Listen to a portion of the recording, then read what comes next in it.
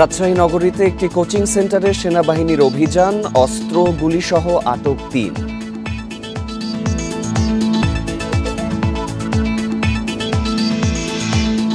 চট্টগ্রাম থেকে ঢাকায় পাইপলাইনে তেল সরবরাহ শুরু, প্রকল্পের মাধ্যমে বছরে ২৭ লাখ টন ডিজেল সরবরাহ করা যাবে।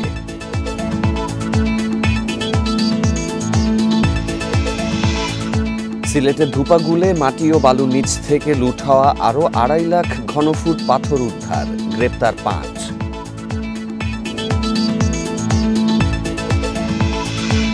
চাঁপাইনবাবগঞ্জের একটি মহিলা মাদ্রাসায় ২ আবাসিক শিক্ষার্থীর রহস্যজনক মৃত্যু, মধ্যরাতে পেটে ব্যথা ও বমির উপসর্গ।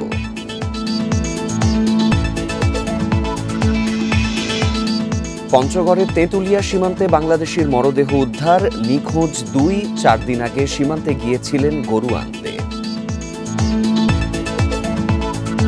সমগ্র বাংলাদেশের শিরোনাম শুনছিলেন, পুরো খবর নিয়ে আছি সাফাত বিন ফরিদ। রাজশাহী নগরীর কাদিরগঞ্জে একটি কোচিং সেন্টারে অভিযান চালিয়ে অস্ত্র, বিস্ফোরক তৈরির সরঞ্জাম সহ ৩ জনকে আটক করেছে সেনাবাহিনী। আটক ৩ জনের মধ্যে আছে সাবেক মেয়র এইচএম খায়রুজ্জামান লিটনের চাচাতো ভাই মুন্তাসিরুল অনিন্দ। এর আগে ঢাকার হোলি আর্টিজান জঙ্গি হামলা ও রাজশাহী বিশ্ববিদ্যালয়ের শিক্ষক রেজাউল করিমের হত্যার ঘটনায় গ্রেপ্তার হয়েছিলেন অনিন্দ। ডক্টর ইংলিশ নামের ওই কোচিং সেন্টারে বিপুল পরিমাণে অস্ত্র ও বিস্ফোরক তৈরির সরঞ্জাম রয়েছে এমন খবরে সকালে সেখানে অভিযানে যায় সেনাবাহিনী। ভবন ঘিরে রেখে শুরু হয় অভিযান। পরে ঘটনাস্থল থেকে ৩ জনকে আটক করা হয়। উদ্ধার করা হয় বেশ কিছু অস্ত্র, গুলি ও বিস্ফোরক তৈরির সরঞ্জাম।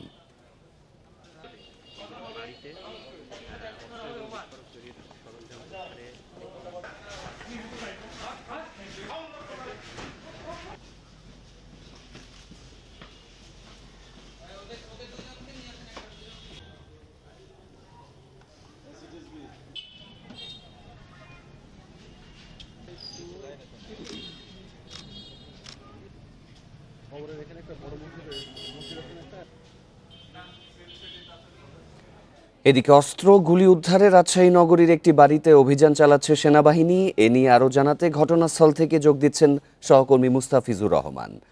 মুস্তাফিজুর, অভিযান ঠিক কখন নাগাদ শুরু হয়েছে, এখন কোন পর্যায়ে রয়েছে, বিস্তারিত কোনো তথ্য জানতে পেরেছেন কি?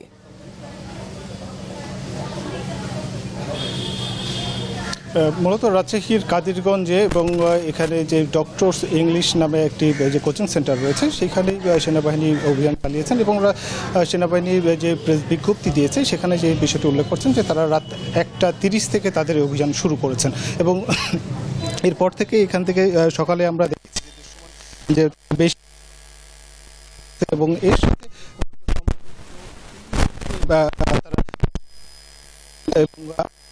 দুপুর 12টা নাগাদ, 12টার কিছু পরেই তারা এখানে যে মূল অভিযুক্ত যে অনিন্দ এবং তার সাথে যে 2 জন সহযোগী তাদেরকে দুপুর 3:30টার কিছু পরে তারা পুলিশের কাছে হস্তান্তর করে এবং বর্তমানে এই অভিযুক্ত 3 জনকে রাজশাহী নগরীর বোয়ালিয়া মডেল থানায় নিয়ে যাওয়া পুলিশের কাছে হস্তান্তর করা হয়েছে এবং সেই সাথে এই 3 জনকে যখন সেনাবাহিনী তাদের হেফাজতে নেয় এবং সেনাবাহিনী যে অভিযান চালান, এই অভিযানে কিন্তু তারা বেশ কিছু আগ্নেয়াস্ত্র উদ্ধার করেছে এবং সেনাবাহিনী থেকে বলা হচ্ছে যে 3টি আগ্নেয়াস্ত্র, গুলি, সামরিক দূরবীন, 6টি দেশীয় অস্ত্র, 7টি বিদেশি ধারালো ড্রাগার এবং 5টি উন্নত মানের ওয়াকি-টকি সহ সামরিক সরঞ্জামও কিন্তু তাদের এখানে ছিল এবং তারা উদ্ধার করেছে। সেই সাথে কিন্তু অনেকগুলি দেশি বিদেশি মদের বোতলও কিন্তু আমরা দেখেছি যে সেনাবাহিনী উদ্ধার করেছেন এবং সেই সাথে বলা হচ্ছে যে এখানে যে মূল আসামি যিনি অনিন্দ রয়েছেন এবং তিনি এই যে সাবেক Rajshahi city mayor HM Khairuzzaman লিটনের চাচাতো ভাই এটি বলা হচ্ছে এবং সেই সাথে এই আনন্দর এর আগে আমরা দেখেছি যে একাধিক সূত্র বলছে যে তিনি হোলি আর্টিজানের যে হামলা হয়েছিল সেটার সাথে তার সম্পৃক্ততা ছিল। এরপরে কিন্তু রাজশাহী বিশ্ববিদ্যালয়ের অনিন্দ রাজশাহী বিশ্ববিদ্যালয়ের ইংরেজি বিভাগের শিক্ষার্থী ছিলেন এবং সেই সময় রাজশাহী বিশ্ববিদ্যালয়ের যে ইংরেজি বিভাগের শিক্ষক ছিল প্রফেসর, ঠিক তার রেজাউল করিম সিদ্দিকী, তার হত্যার সময়ও কিন্তু তাকে অভিযুক্ত করা হয় এবং সেই সময় সেই মামলায় তিনি কিন্তু সাজাপ্রাপ্ত আসামিও ছিলেন এবং তার যে প্রিভিয়াস রেকর্ড সেই কারণে বলা হচ্ছে যে তার জঙ্গি সম্পৃক্ততাও তার অভিযোগ ছিল এবং এর শান্ত প্রকৃতির থাকলেও ভেতরে তার যে রূপটি ছিল সেটি ছিল ভয়ঙ্কর। এবং এটি কিন্তু এখানকার যারা ছিলেন তারা একাধিক সংস্থার তথ্য যেটি বলছে যে তার যে সামরিক সরঞ্জামাদি এবং এখানে যে ধরনের ইলেকট্রনিক ডিভাইস গুলো পাওয়া গেছে সেগুলো ছিল প্রাণঘাতী, এবং যে কোনো ধরনের বড় ধরনের নাশকতা করার জন্য তার কাছে যেই জিনিসগুলো ছিল সেগুলো ছিল যথেষ্ট। যার ফলে কিন্তু আইন শৃঙ্খলা বাহিনী আমরা দেখেছিলাম যে দুপুর 1টার কিছু পরে বোম ডিসপোজাল ইউনিট এসে এখানে যে বিস্ফোরক দ্রব্য সেনাবাহিনী উদ্ধার করেছিলেন সেগুলো নিষ্ক্রিয় করা হয়, এবং সেই সময় কিন্তু আশেপাশে লোকজনকে সেনাবাহিনীর পক্ষ থেকে সরিয়ে দেওয়া হয় এবং তাদেরকে নিরাপদে সরিয়ে দেওয়া হয়, এবং বোম ডিসপোজাল ইউনিট এসে সেটি নিষ্ক্রিয় করে। এবং তারাও বলছিলেন যে এটি বেশ ভয়ঙ্কর, এবং যে কোনো বড় ধরনের নাশকতা করার জন্য তার কাছ থেকে যে ধরনের বিস্ফোরক পাওয়া গেছে সেটি যথেষ্ট ছিল। এবং সেই সাথে এই তার যে এখানে যে কোচিং সেন্টারটি রয়েছে ডক্টর ইংলিশ কোচিং সেন্টার, এর পাশে একটি পুকুর রয়েছে এবং সেখানেও কিন্তু তথ্য ছিল যে এখানে বেশ কিছু অস্ত্র থাকতে পারে।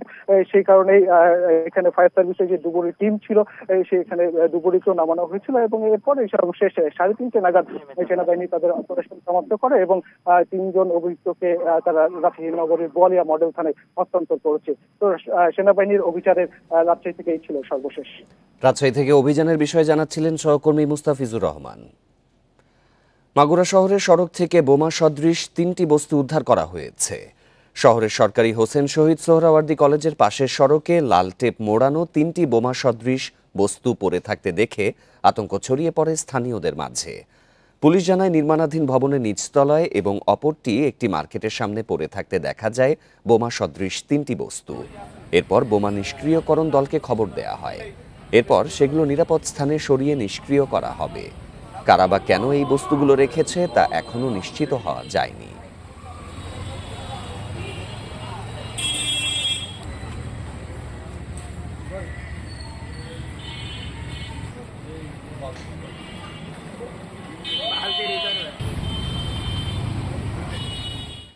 মাটির নিচের পাইপলাইন দিয়ে চট্টগ্রাম থেকে ঢাকায় জ্বালানি তেল সরবরাহ শুরু হয়েছে।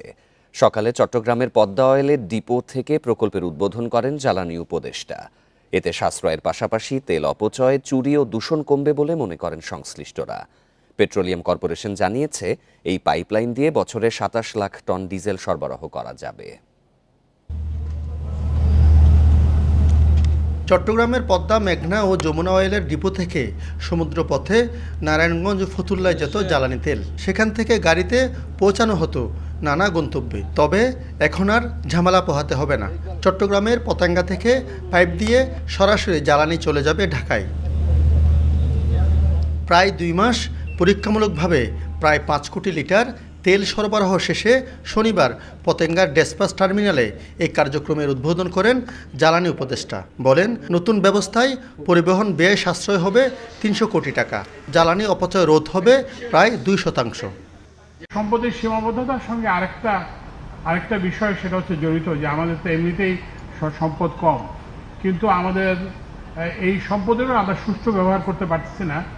2টি কারণ, একটা হচ্ছে দুর্নীতি, আপনারা সবাই জানেন, আরেকটা হচ্ছে অপচয়ের কারণে। প্রকল্পটির ফলে পাইপলাইনে চট্টগ্রাম থেকে ঢাকায় বছরে 27 লাখ টন ডিজেল সরবরাহ করা যাবে। প্রযুক্তি উদ্ভাবনের পাশাপাশি আমাদের নতুন আমাদের পরিকল্পনা নিতে হবে কীভাবে আমাদের এই দেশকে আমরা জ্বালানি নির্ভরতা কমিয়ে, বাইরের থেকে আমদানি নির্ভরতা কমিয়ে আমরা কীভাবে দেশীয় উৎপাদন বাড়াতে পারি। সেজন্য আসলে আমরা সবাই একসাথে কাজ করব। পাইপলাইন ইন্ট্রুশন ডিটেকশন সিস্টেম, সংক্ষেপে PIDS, এবং লিক ডিটেকশন সিস্টেম, সংক্ষেপে LDS। দ্বিতীয়ত আছে একাধিক ড্রোন, যা পরিচালনা করে দূরে বসে পাইপলাইন পর্যবেক্ষণ করা যাবে। এবং তৃতীয়ত আছে ফিজিক্যাল সিকিউরিটি, যেখানে PTCPLC কর্তৃক নিয়োগকৃত নিরাপত্তা প্রহরীরা নিয়োজিত থাকবেন। 2018 সালে পাইপলাইনে চট্টগ্রাম থেকে ঢাকায় তেল পরিবহন প্রকল্পের কাজ শুরু করে বাংলাদেশ পেট্রোলিয়াম কর্পোরেশন। 1.5 বছর আগে এই প্রকল্পের কাজ শেষ হলেও নানা জটিলতার কারণে এটি চালু করা যায়নি। আলমগীর সবুজ, ইন্ডিপেন্ডেন্ট নিউজ, চট্টগ্রাম। সিলেটের একটি গ্রামের মাটি ও বালুর নিচ থেকে লুট হওয়া 2.5 লাখ ঘনফুট পাথর উদ্ধার করেছে প্রশাসন। সকাল থেকে অভিযান চালিয়ে সদর উপজেলার ধুপাগুল পয়েন্ট এলাকার বিভিন্ন ক্রাশার মিল ও মহালদি গ্রাম থেকে পাথর জব্দ করা হয়। গত 3 দিনে জাফলং ও সাদা পাথর থেকে লুট হওয়া পাথরের মধ্যে 1,09,000 ঘনফুট পাথর উদ্ধার করা হয়েছে। এই অভিযান চলমান থাকবে বলে জানিয়েছে প্রশাসন।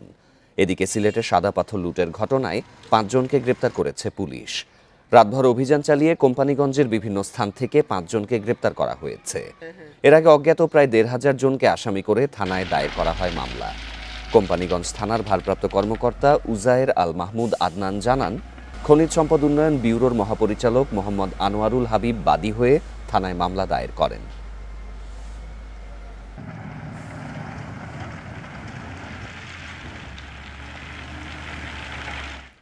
কুষ্টিয়া দৌলতপুর সীমান্ত এলাকায় অভিযান চালিয়ে অস্ত্র গুলিসহ হত্যা মামলার এক আসামিকে আটক করেছে বিজিবি। এ সময় আরও একজনকে আটক করা হয়। শনিবার ভোরে উপজেলার রামকৃষ্ণপুর ইউনিয়নের মুন্সীগঞ্জ এলাকায় অভিযান চালিয়ে তাদেরকে আটক করা হয়। অভিযানে উদ্ধার করা হয় 2টি বিদেশি পিস্তল, 2টি ম্যাগাজিন, 2 রাউন্ড গুলি ও মাদক। শনিবার দুপুরে কুষ্টিয়া 47 বিজিবির পাঠানো এক সংবাদ বিজ্ঞপ্তিতে জানানো হয়, আটক সিম্বাদ আলী দৌলতপুর আশ্রয়ন ডিওপি এলাকায় গত জুন মাসে সংঘটিত মোহন হত্যা মামলার ওয়ারেন্টভুক্ত আসামি।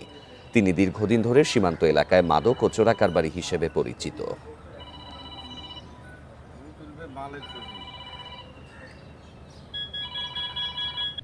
পঞ্চগড়ের তেঁতুলিয়া সীমান্তে এক বাংলাদেশির গুলিবিদ্ধ মরদেহ উদ্ধার করা হয়েছে।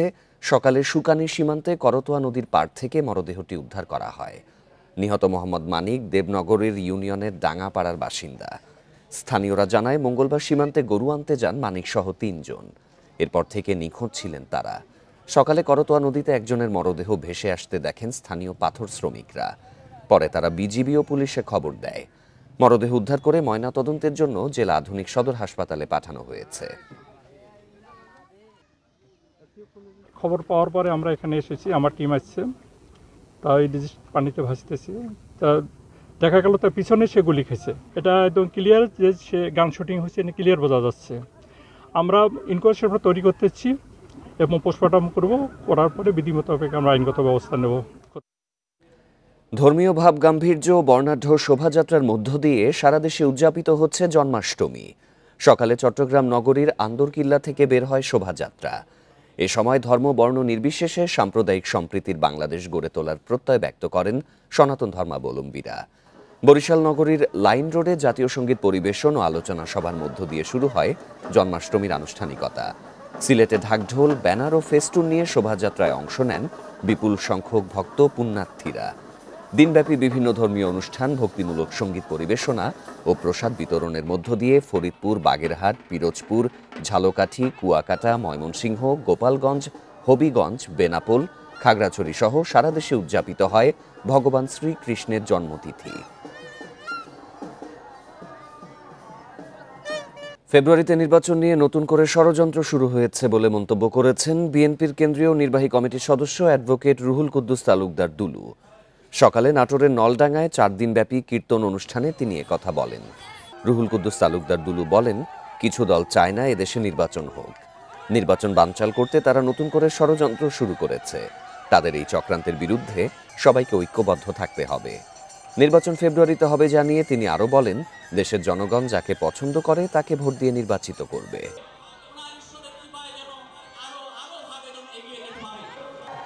এই ভোটকে কেন্দ্র করে আবার নতুন করে চক্রান্ত শুরু করেছেন। আমরা চাই ভোট, আমাদের নেতা তারেক রহমানের সঙ্গে প্রধান উপদেষ্টার মিটিং হয়েছে, সরকার প্রধানের মিটিং হয়েছে লন্ডনে। উনি বলে এসেছেন, ঘোষণা দিয়েছেন, আগামী রোজার আগে ফেব্রুয়ারি মাসে বাংলাদেশে জাতীয় সংসদ নির্বাচন হবে। খুলনা রূপসায় কৃষি ব্যাংকের দরজায় তালা ও ভল্ট ভেঙে 16 লাখ টাকার বেশি চুরি হয়েছে। সিসিটিভি ফুটেজ অনুসারে শুক্রবার ভোর 6:30টার দিকে টাকা লুটের ঘটনা ঘটে জানিয়েছে পুলিশ। এ ঘটনায় 3 নিরাপত্তারক্ষীকে জিজ্ঞাসাবাদের জন্য আটক করা হয়েছে। শুক্রবার ভোরে রূপসায় বাংলাদেশ কৃষি ব্যাংকের শাখার দরজার মোট 6টি তালা কেটে প্রবেশ করে চোর। 3তলা ভবনের দোতলায় অবস্থিত ব্যাংকের সামনের সিসি ক্যামেরা কাপড় দিয়ে ঢেকে দেয় দুর্বৃত্তরা। তারপর ভল্ট ভেঙে টাকা লুট করে তারা। ব্যাংক কর্মকর্তারা জানান, বৃহস্পতিবার বিকেলে ব্যাংক তালা দিয়ে বেরিয়ে যান তারা, আর শুক্রবার রাত 10টার দিকে চুরির সংবাদ জানতে পারেন। ভল্টে 16,16,000 টাকা ছিল জানালেন ব্যাংক ম্যানেজার।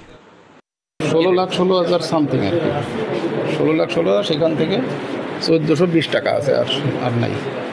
আর কি এখান থেকে না, আর কোনো কিছু পাওয়া যায়নি। পুলিশ বলছে ছুটির দিনে ভোরে ব্যাংকের নিরাপত্তা ব্যবস্থা ভেঙে টাকা লুট করা হয়। ব্যাংকে সার্বক্ষণিক নিরাপত্তা কর্মী থাকার কথা, তবে সে সময় কেউ ছিল না। জিজ্ঞাসাবাদের জন্য 3 নিরাপত্তা কর্মীকে আটক করা হয়েছে। তালা ভেঙে তাদের যে কিছু ভল্টে টাকা পয়সা ছিল, এরকম কিছু টাকা চুরি হয়েছে। তো কত টাকা গেছে এগুলো আসলে ম্যানেজার বা যারা ব্যাংকের কর্তৃপক্ষ আছে তারা তাদের খাতাপত্র এগুলো ডিটেইলস করে আমাদেরকে জানাবে, তারা বলছে। ব্যাংকের মতো সুরক্ষিত স্থান থেকে এত সহজে তালা ভেঙে চুরির ঘটনায় এলাকায় চাঞ্চল্য সৃষ্টি হয়েছে। টাকা লুটে জড়িতদের দ্রুত গ্রেপ্তারের দাবি সংশ্লিষ্টদের। Independent news. ঢাকা বিশ্ববিদ্যালয় এলাকার পলাশী মোড় থেকে জন্মাষ্টমীর শোভাযাত্রার আরও খবর জানাতে এবার যোগ দেবেন সহকর্মী নাহিদ কামাল। নাহিদ, শোভাযাত্রা ঘিরে সার্বিক নিরাপত্তা ব্যবস্থা কেমন দেখা যাচ্ছে, সেখানকার ব্যবস্থাপনা এবং যারা অংশগ্রহণ করেছেন তারা কি বলছেন?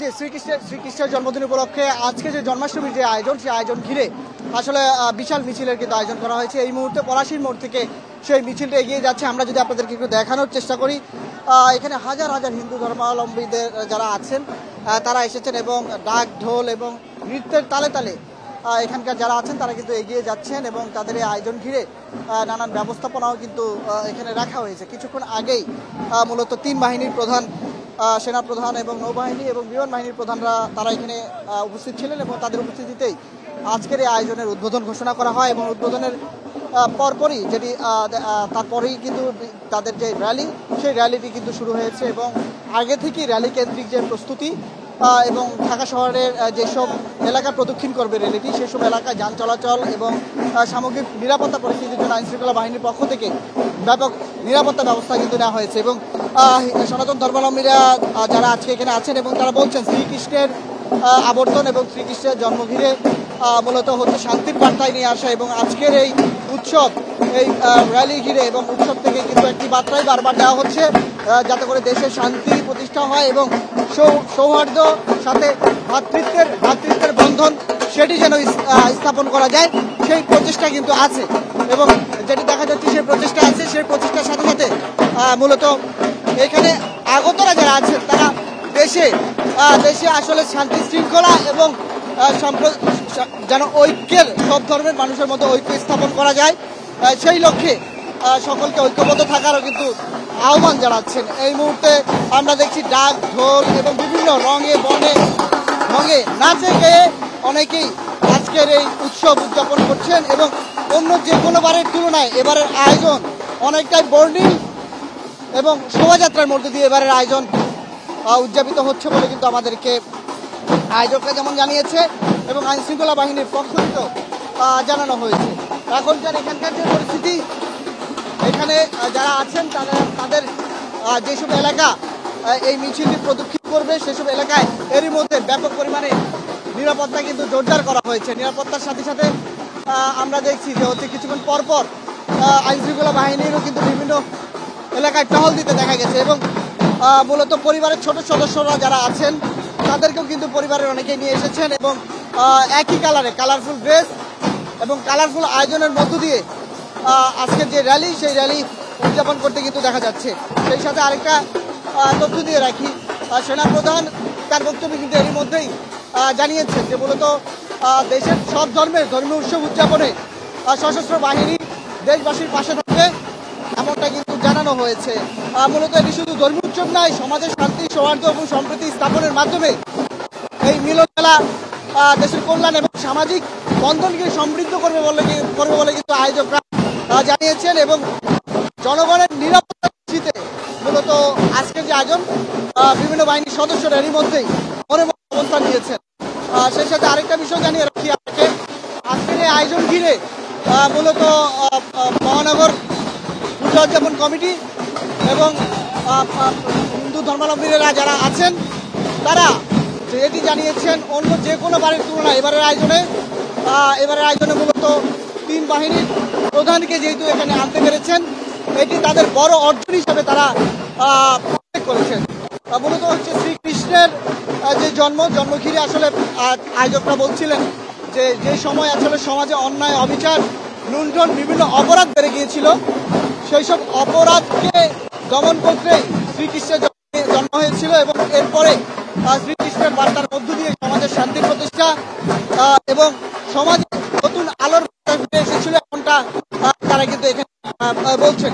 মূলত এই বিজয় মিছিল সেই র্যালিতে আমরা দেখতে পাচ্ছি বিভিন্ন শোভাযাত্রার বিভিন্ন রং এবং বর্ণে বিভিন্নভাবে কিন্তু উদযাপন করতে দেখা যাচ্ছে এবং বিভিন্ন জন এই আয়োজনের মাধ্যমে কিন্তু নতুনভাবে যে বার্তা দিচ্ছে, সেই বার্তা আসলে মানুষকে মূলত যাতে করে দেশের সৌহার্দ্য এবং শান্তি প্রতিষ্ঠা থাকে সেই মেসেজটি কিন্তু দিয়ে যাচ্ছেন।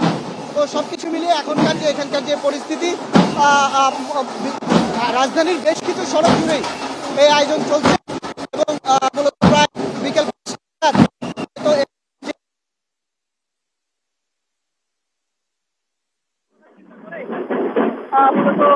আইন শৃঙ্খলা বাহিনীর সদস্য যারা আছেন তারা আইন শৃঙ্খলা বাহিনীর সদস্য ব্যবহার করতে কিন্তু বলা হচ্ছে। সবকিছু মিলিয়ে এখনকার যে পরিস্থিতি এখানে চলছে, হিন্দু ধর্মাবলম্বীরা তারা এই মুহূর্তে পলাশী মোড় থেকে ঢাকা বিশ্ববিদ্যালয়ের কেন্দ্রীয় শহীদমিনারের দিকে রাস্তা, সেই রাস্তা দিয়ে এগিয়ে যাচ্ছেন এবং কিছু সময়ের মধ্যে মিছিলটি আরো দূরে মানে এই সড়কটি হয়ে আরো বেশ কিছু সড়ক প্রদক্ষিণ করবে বলে কিন্তু আমরা জানতে পেরেছি।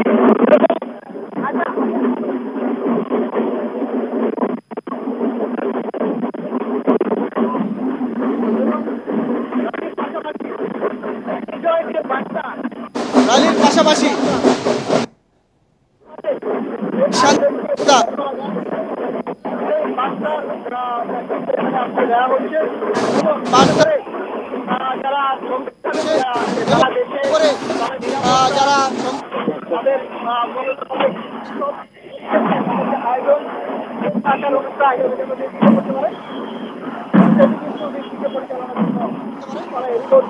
সেটি কিন্তু পরিচালনার জন্য তারা এরই মধ্যেই আইনশৃঙ্খলা বাহিনীর সহায়তা চেয়েছেন এবং আইনশৃঙ্খলা বাহিনীর পক্ষ থেকে সেই সহায়তারও আশ্বাস দেওয়া হয়েছে। জন্মাষ্টমীর শোভাযাত্রার খবর জানাচ্ছিলেন সহকর্মী। মিয়ানমার সীমান্তে স্থলমাইন বিস্ফোরণে আহত হাতিকে চিকিৎসা দিতে গিয়ে চিকিৎসক সহ ১৫ জন আহত হয়েছেন। সকালে রামু উপজেলার রাজারকুল থোয়াইংগ্যাটা এলাকায় এই ঘটনা ঘটে। বন বিভাগ জানায় শুক্রবার বিকেলে নাইখংছড়ি সীমান্তে স্থলমাইন বিস্ফোরণে আহত হয় হাতিটি। পরে হাতিটিকে শান্ত করে চিকিৎসা দেওয়ার চেষ্টা করেন চিকিৎসক সহ বন বিভাগের কর্মীরা। এ সময় হাতিটির আক্রমণ করলে ১৫ জন আহত হন। এর মধ্যে গুরুতর আহত ৩ জনকে বিজিবি হেলিকপ্টারে করে ঢাকায় নেওয়া হয়েছে। বাকিদের কক্সবাজারের বিভিন্ন হাসপাতালে চিকিৎসা দেওয়া হচ্ছে।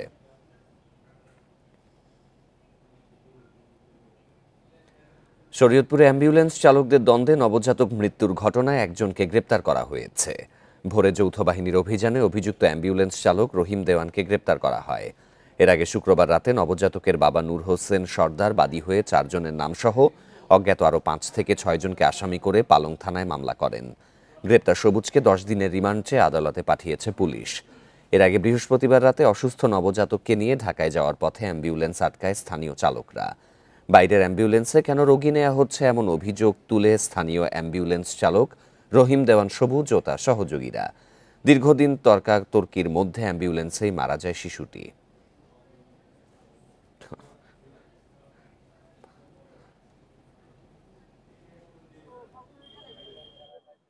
ভোর 5:15 এজাহার নামে 1 নম্বর আসামি সবুজ দেওয়ানকে শরীয়তপুর জেলার পালং মডেল থানাধীন বেড়াচিকুন্দি হতে গ্রেপ্তার করতে সক্ষম হই।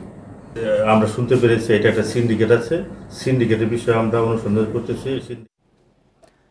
চট্টগ্রামের বাকলিয়ায় একটি ঝুট প্লাস্টিকের গুদাম আগুনে পুড়ে গেছে। ফায়ার সার্ভিসের 9টি ইউনিটের 3 ঘন্টা চেষ্টায় নিয়ন্ত্রণে আসলেও এখনও পুরোপুরি নেভেনি।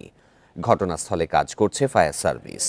স্থানীয়রা জানায় রাত 2টার দিকে বাকলিয়া অ্যাক্সেস রোডের আহাদ কমিউনিটি সেন্টার সংলগ্ন একটি ঝুট ও প্লাস্টিকের গুদামে ধোঁয়া দেখা যায়। দ্রুতই আগুন ছড়িয়ে পড়ে আশপাশেও। খবর পেয়ে ফায়ার সার্ভিসের 9টি ইউনিট ঘটনাস্থলে গিয়ে কাজ শুরু করে। ভোর 4:45 দিকে নিয়ন্ত্রণে আসে আগুন। আগুনের সূত্রপাত ও ক্ষয়ক্ষতির পরিমাণ এখনও জানা যায়নি। 4:45 সময় আমরা আগুন নিয়ন্ত্রণে আনতে সক্ষম হই। আমাদের বাসায় এখন ড্যাম্পিং ডাউনের কাজ চলতেছে। তো অগ্নিকাণ্ডের কারণ কি, উৎস কোথায় এবং কী ধরনের ক্ষয়ক্ষতি হয়েছে সেগুলো আমরা রিপোর্টিং ফেজে রিপোর্ট যখন নেব তখন আমরা বলতে পারব। নওগাঁ ছোট যমুনা, আত্রাই এবং পুনর্ভাবা নদীর পানি বাড়ছে। এর মধ্যে মান্দায় আত্রাই নদীর বেড়ি বাঁধ ভেঙে লোকালয়ে ঢুকছে পানি। এতে পানিবন্দী হয়ে পড়েছেন কয়েকশো পরিবার। সকালে মান্দা উপজেলার কসব ইউনিয়নের তালপাতিলা এলাকায় বাঁধ ভেঙে যায়। তালপাতিলা, চকবালু, চকরামপুর সহ কয়েকটি গ্রামে পানি ঢুকে পড়ে। স্থানীয়রা জানায় গত বছর বেড়ি বাঁধের একই জায়গায় ভেঙে যায়। কয়েক মাস আগে বাঁধের ওই অংশটুকু মেরামত করা হলেও নদীর পানির প্রবল স্রোতে আবারও তা ভেঙে যায়। এদিকে লালমনিরহাটে তিস্তার পানি কমায় নিচু এলাকা থেকে নামছে পানি। ঘরবাড়ি থেকে পানি নামায় বাড়ি ফিরছেন বন্যা কবলিত এলাকার মানুষ। তবে পানিতে ঘরবাড়ি, রাস্তাঘাট ভেঙে যাওয়ায় চরম ভোগান্তিতে পড়েছেন তারা। এছাড়া কোথাও কোথাও দেখা দিয়েছে নদী ভাঙন।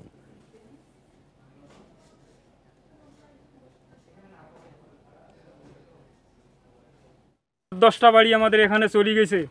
আরও এখন নদীর যে ভাঙনে আরও আমাদের 10-15টা বাড়ি খুব ঝুঁকিপূর্ণ পড়ে গেছে। আমরা সরকারের কাছে অনুরোধ করছি, আমাদের জমাজমি কিছুই নেই, আমাদের বাড়ি করার কোনো জায়গা জমিন করে দেবে। আমরা দরিদ্র লোক। মাগুরায় জলাবদ্ধতা থেকে ফসল রক্ষায় নিজ উদ্যোগে ক্ষেত থেকে পানি নিষ্কাশন করছেন চাষিরা। 18টি সেচ পাম্প বসিয়ে পানি নিষ্কাশন শুরু করেছেন ভুক্তভোগীরা। কৃষকরা জানান, সম্প্রতি অতিবৃষ্টিতে দড়িশোলই, ফুলবাড়ি ও আড়পাড়ায় আমনের জমিতে জলাবদ্ধতা সৃষ্টি হয়। এর মধ্যে শালিখায় প্রায় 500 হেক্টরের আমনের জমি তলিয়ে গেছে। কৃষি বিভাগের কোনো উদ্যোগ না থাকায় নিজেরাই ফসল বাঁচাতে উদ্যোগী হন চাষিরা। গ্রামের অনেকেই বিভিন্নভাবে সহযোগিতাও করেছেন বলে জানান তারা। তবে অভিযোগ অস্বীকার করে কৃষি বিভাগ বলছে, ফসল বাঁচাতে নানাভাবে সহযোগিতা করা হচ্ছে কৃষকদের।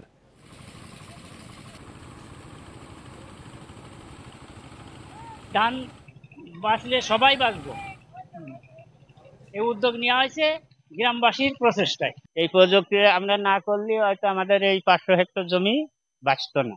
2-4 দিনের ভিতর দেখবেন পানি এনে শুকিয়ে গেছে, আর আমাদের মাঠ বেঁচে গেছে। হাজার হাজার মন ধান আমরা পাবো। চাষিদের বীজ কেনার বিধান 33 এবং বিনা ধান 7-এর বীজ কেনার জন্য উদ্বুদ্ধ করতেছি। 3-4 দিনের মধ্যে পানিটা নেমে যায়, তাহলে এখনো যাত্রা সার্ভাইভ করার সম্ভাবনা আছে কিছু কিছু ক্ষেত্রে, মানে যেগুলো আগে লাগানো হয়েছে। জন্মাষ্টমী উপলক্ষে বেনাপোল ও হিলি স্থলবন্দর দিয়ে আমদানি রপ্তানি কার্যক্রম বন্ধ রয়েছে, তবে যাত্রী পারাপার স্বাভাবিক রয়েছে। বেনাপোল বন্দরের উপপরিচালক মামুন কবির তরফদার জানান, সরকারি ছুটি থাকায় বেনাপোল পেট্রাপোল স্থলবন্দর দিয়ে বাংলাদেশ ভারতের মধ্যে আমদানি রপ্তানি সহ কাস্টমস ও বন্দরের কার্যক্রম বন্ধ রয়েছে। রবিবার সকাল থেকে পুনরায় এই পথে আমদানি রপ্তানি বাণিজ্য সহ বন্দর ও কাস্টমসের কার্যক্রম সচল থাকবে। এদিকে হিলি স্থলবন্দর দিয়েও বন্ধ রয়েছে আমদানি রপ্তানি।